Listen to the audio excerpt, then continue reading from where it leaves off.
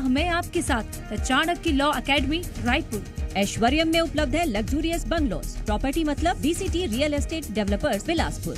मजबूती बेमिसाल, चले सालों साल, आपके सपने को करे सार्थक। सार्थक TMT।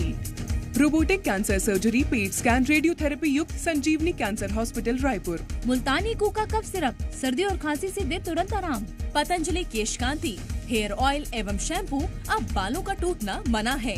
बिग कैश पोकर, बड़े काम का खेल। और कृष्णा विकास ग्रुप ऑफ इंस्टीट्यूशंस।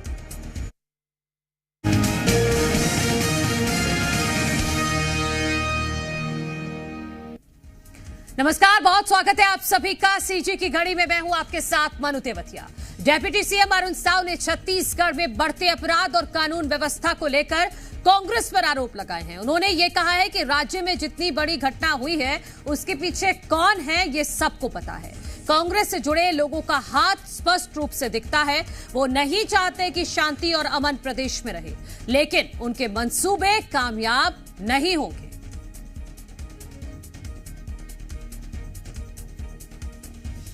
राज्य में अब तक जितनी बड़ी घटनाएं हो, चाहे वो सूरजपुर की घटना हो, बलौदा बाजार की घटना हो, दामाखेड़ा की घटना हो, सबके पीछे कहीं न कहीं कांग्रेस से जुड़े हुए लोगों का हाथ स्पष्ट रूप से दिखता है।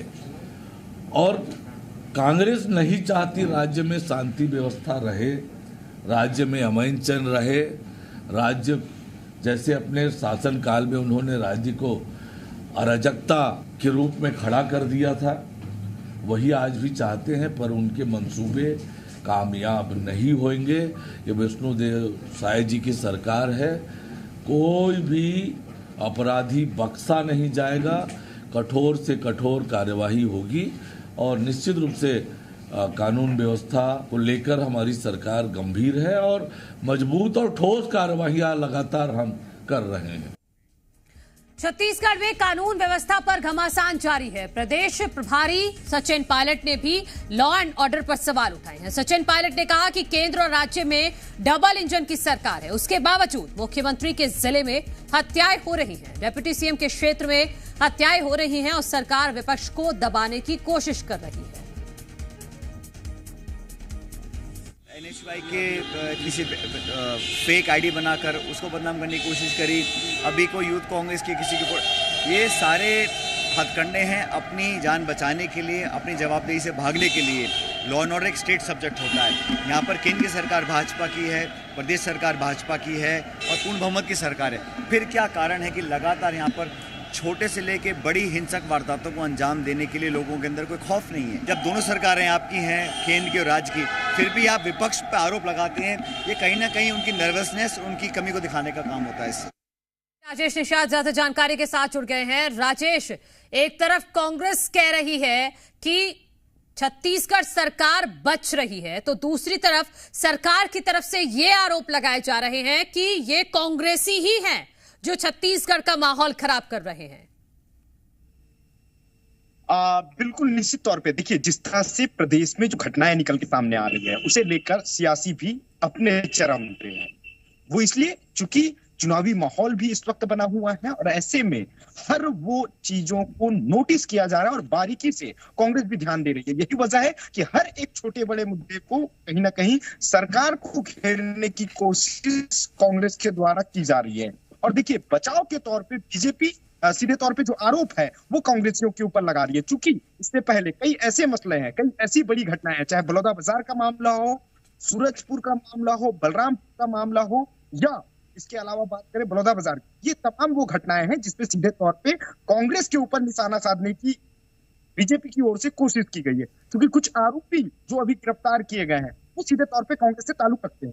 इतना ही नहीं, बल्कि रायपुर में जो घटना हुई है, जिसमें दिन दहाड़े सेंट्रल जेल के बाहर जब फायरिंग हुई है, उसमें एक आरोपी की तस्वीर रायपुर महापौर राजभर के साथ निकल के सामने आती है। इन तमाम मसलों को कहीं ना कहीं बीजेपी ये बताने की कोशिश कर रही है कि ये जितने भी बड़े अपराध हो रहे हैं उसके पीछे कांग्रेस का हाथ है। वहीं कांग्रेस भी ये आरोप लगा रही है कि सरकार भी कानून व्यवस्था को में फेल है। लेकिन देखिए, बयानबाजी जम के हो रही है, आरोप प्रत्यारोप जम के हो रहे हैं, लेकिन जनता इस वक्त परेशान है, खौफजदा जनता है। जी बिल्कुल ठीक बात है राजेश, आप रहिएगा हमारे साथ। फिलहाल इस खबर पर जानकारी के लिए आपका शुक्रिया।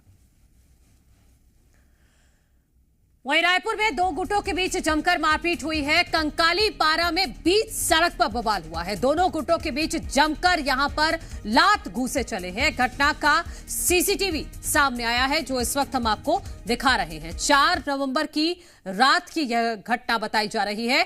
आजाद चौक थाना क्षेत्र का यह पूरा मामला बताया जा रहा है, जहां पर दो गुट आपस में भिड़ गए। उसका यह सीसीटीवी फुटेज सामने आया है जो इस वक्त जी मध्य प्रदेश छत्तीसगढ़ आपको दिखा रहा है। कंकाली पारा में बीच सड़क पर यह बवाल हुआ था।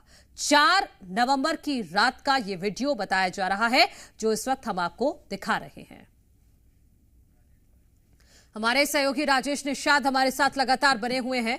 राजेश, क्या हुआ था यहां पर कंकाली पारा में? देखिए, कुछ लोग हैं, कुछ युवक हैं जो चाय पीने के लिए निकलते हैं और इसी बीच उस जगह पे पहुंचते हैं। और पहुंचने के बाद चूंकि एक युवक का मोबाइल गुम हो जाता है और इसी बात को लेकर के वो दूसरे पक्ष के जो युवक हैं उसे कहते हैं कि आपने हमारा मोबाइल देखा क्या। इसी बात को लेकर के ये विवाद बढ़ता है और विवाद इतना ज्यादा बढ़ जाता है कि दोनों पक्षों के बीच जम के मारपीट होती है। देखिए, एक पक्ष की ओर से भी 7 से 8 लड़के होते हैं और दूसरे पक्ष की ओर से भी 7 से 8 होते हैं और जम के लात घुसा चल रहा है। देखिए, तस्वीरें सीधा बयां कर रही है, जम के लात घुसे चल रहे हैं बीच रोड पे, लेकिन पुलिस कहीं नहीं है।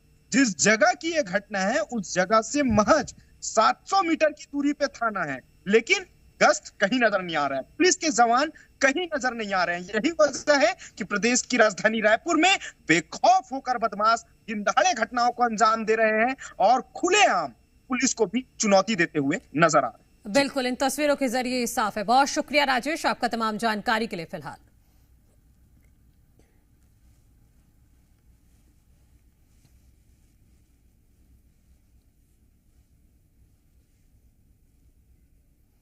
तो कंकाली पारा की ये तस्वीरें हैं जो इस वक्त आप सीजी की घड़ी में देख रहे हैं।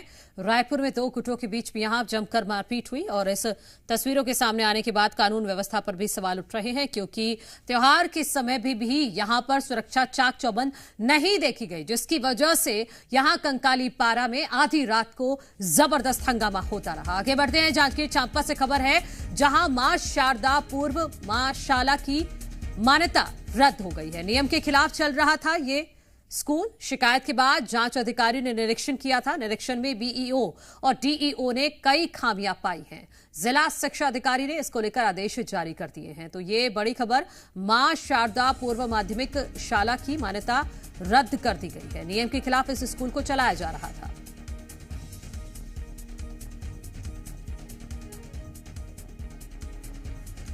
तो जांजगीर चांपा से ये बड़ी खबर अपने दर्शकों को बता रहे हैं। मां शारदा पूर्व मां शाला की मान्यता रद्द कर दी गई है। नियम के खिलाफ ये स्कूल चलाया जा रहा था। शिकायत की गई, जिसके बाद जांच अधिकारी मौके पर पहुंचे। उन्होंने निरीक्षण किया और जो पैमाने होने चाहिए एक स्कूल को चलाने के लिए, उन कई पैमानों पर यह स्कूल खरा नहीं उतरा, जिसकी वजह से इसकी मान्यता रद्द कर दी गई है। हमारे सहयोगी जितेंद्र ज्यादा जानकारी के साथ जुड़ गए हैं। जितेंद्र, क्या क्या खामियां पाई गई और ये भी बताइएगा कि आखिर इतने लंबे समय से स्कूल चल रहा था तो फिर पहले ध्यान क्यों नहीं गया? जी देखिए, जांजगीर चांपा जिले के नावागढ़ अंतर्गत ग्राम सलखन में एक मां शारदा पूर्व माध्यमिक शाला की स्कूल जो चल रहा था, जिसको डीओ के द्वारा उसकी लाइसेंस निरस्त कर दिया गया है। और उसमें खामियां बता दूं तो उसमें बच्चे के लिए खेलकूद मैदान नहीं था, किसी भी प्रकार की सुविधा नहीं थी, गाड़ी की भी सुविधा नहीं थी, बहुत सी प्रकार की खामियां थी, जिसको लेकर कई बार डीओ के द्वारा लेटर जारी किया गया था, लेकिन उसमें कार्रवाई नहीं किया जा रहा था, जिसके बाद डीओ ने फिर संज्ञान लेकर उसमें कार्रवाई की है। जी ठीक है जितेंद्र, बहुत शुक्रिया आपका तमाम जानकारी के लिए। तो डीईओ और बीईओ ने निरीक्षण किया था और यहां पर पाया गया कि बच्चों के लिए खेलने के लिए मैदान भी नहीं था और भी कई ऐसी कमियां थी जिनके आधार पर इसकी मान्यता को रद्द कर दिया गया है। लेकिन संकट यहां पर जो बच्चे हैं स्कूल के, उनके सामने खड़ा हो गया कि अब उनकी आगे की पढ़ाई का क्या होगा।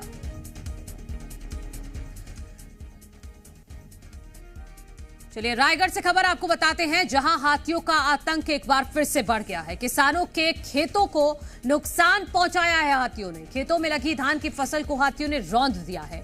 18 किसानों की फसल प्रभावित हुई है। गांव में दरअसल 44 हाथियों का दल घूम रहा है। वन विभाग लगातार गांव में मुनादी तो कर रहा है, लेकिन इन हाथियों को किस तरह से किसानों के खेतों से दूर रखा जाए, इसके लिए कोई जरूरी कदम नहीं उठाया गया है वन विभाग की तरफ से, जिसकी वजह से किसान परेशान हैं। आप देखिए, किसान अपने स्तर पर कोशिश कर रहे हैं कि किसी भी तरीके से इस हाथियों के दल को खेतों से दूर रखा जाए, लेकिन उसमें भी वो कामयाब नहीं हो रहे हैं। और यही वजह है कि किसानों की धान की फसल को हाथियों ने रौंद दिया है। 18 किसानों की फसल प्रभावित हुई है, क्योंकि 44 हाथियों का ये दल है जो गांव में अलग अलग हिस्से में विचरण कर रहा है। हमारे सहयोगी शिपाल जुड़ गए हैं। शिपाल, वन विभाग की तरफ से गांव में मुनादी तो करा दी गई है, लेकिन इसके अलावा क्या जरूरी कदम उठाया गया है ताकि ये हाथियों का दल किसानों के खेत से दूर रहे? देखिए, वन विभाग लगातार जहां पर हाथियों का मूवमेंट हो रहा है वहां पर जाकर तो मुनादी तो कर रही है, लेकिन जो हाथियों को उनके खेतों तक, उनके घरों से दूर रखने के लिए नाकाम साबित हो रही है। क्योंकि अगर हम बात करें तो हाथी इतने अधिक संख्या में इस बार रायगढ़ और धर्मजयगढ़ वन मंडल में हो गए हैं, जिस वजह से अधिक जो कर्मचारी हैं वो हाथियों को खेतों और ग्रामीणों से दूर रखने में नाकाम तो हो रहे हैं। अगर इस बार हम बात करें, केवल रायगढ़ वन मंडल और धर्मजयगढ़ मंडल में लगभग 150 से अधिक हाथी इस बार विचरण कर रहे हैं।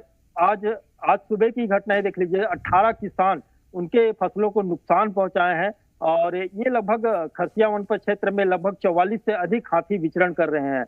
इसी तरह हम धर्मजयगढ़ की भी बात करें, धर्मजयगढ़ क्षेत्र में भी लगातार मूवमेंट हो रहे हैं। क्योंकि अगर हाथियों के मूवमेंट क्यों अधिक हो रहा है, इस पे अगर हम बात करें तो क्योंकि अगर रायगढ़ जिले की हम पृष्ठभूमि की बात करें तो वहां इस क्षेत्र में सबसे ज्यादा अधिक कोयला खदान खोले जा चुके हैं। रेल की पटरियां लगातार चारों ओर बिछ रही हैं, जिस वजह से हाथी अपने जो मार्ग है उससे भटकते जा रहे हैं। इस वजह से उनके खेतों तक, लोगों के मकानों तक और शहरी क्षेत्र तक मूवमेंट कर रहे हैं।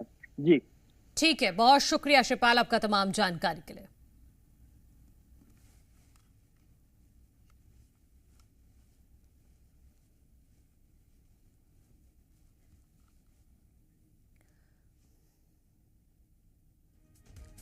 सीजी की घड़ी में वक्त हो गया है कोरबा से खबर दिखाने का, जहां तेज रफ्तार कार का कहर देखने को मिला है। 25 फीट खाई में गिरी है ये कार। हादसे में एक की मौत हो गई है, एक व्यक्ति घायल है। घायल को अस्पताल में भर्ती करा दिया गया है। भिलाई से अंबिकापुर जा रहे थे ये दो दोस्त। उसी दौरान 25 फीट गहरी खाई में कार गिर गई, जिसकी वजह से एक व्यक्ति की जान चली गई है, जबकि जो दूसरा व्यक्ति है वो इसमें घायल हो गया है। तुरंत उसको अस्पताल भी भिजवा दिया गया है। भिलाई से अंबिकापुर जा रहे थे, उसी दौरान कोरबा में रास्ते में ये हादसा हुआ है। बताया जा रहा है कि गाड़ी बहुत तेज रफ्तार में थी, जिसकी वजह से 25 फीट गहरी खाई में नीचे गिर गई और एक व्यक्ति की इसमें जान चली गई है। एक घायल बताया जा रहा है। ये घटना तड़के सुबह 2:30 से 3 बजे की बताई जा रही है। अंकित जैन अपने साथी के साथ बलेनो कार में सवार हो गए। भिलाई से अंबिकापुर जा रहा था और वहीं मोरगा के पास खाई में गिरने से कार दुर्घटनाग्रस्त हो गई और जिनको 112 की मदद से यहाँ सामुदायिक स्वास्थ्य केंद्र उपकरण लाया गया है। इसमें एक व्यक्ति की डेथ है, जो ड्राइवर उनकी डेथ हो गई है और उनका जो एक है जो साथ में था गाड़ी में, उसका उपचार चल रहा है, गंभीर रूप से घायल है और बाकी ज़्यादा चोट उसको नहीं आई है। एक डेथ बस हुई जाने की। हमारे सहयोगी नीलम ज्यादा जानकारी के साथ जुड़ गए हैं। नीलम, बताइए कैसे हुआ यह हादसा? बताना चाहूंगा कि ये आज तड़के सुबह 2 या 2:30 के बीच की मामला है, जब अंबिकापुर के रहने वाले दो दोस्त जो ऑटो डील का काम करते हैं, दोनों भिलाई गए थे कार डीलिंग करने के लिए और रात को लोग वापस आए थे। और जब वापस आए थे उस दौरान उन्होंने मुर्गा चौकी क्षेत्र में रुककर चाय वगैरह पिया और उसके बाद आगे गए। तभी गाड़ी की स्पीड इतनी ज्यादा थी कि जब मदनपुर घाट में पहुंचे तो उन्हें अनियंत्रित हो गए और सीधा 25 फीट खाई में जा गिरा, जिससे कि कार चालक जो अंकित नामक व्यक्ति था, उसकी मौत हो गई। वही जो उसके साथ उसका साथी व्यक्ति तो बहुत बुरी तरह से घायल हो गया, जिसे जो जब होश में आया तो उन्होंने पुलिस को सूचना दी, जिसके बाद उसके प्राथमिक स्वास्थ्य केंद्र पौड़ी परोड़ा में भर्ती कराया गया है, जहां उसका इलाज चल रहा है। जी ठीक है नीलम पटवार, बहुत शुक्रिया आपका तमाम जानकारी के लिए।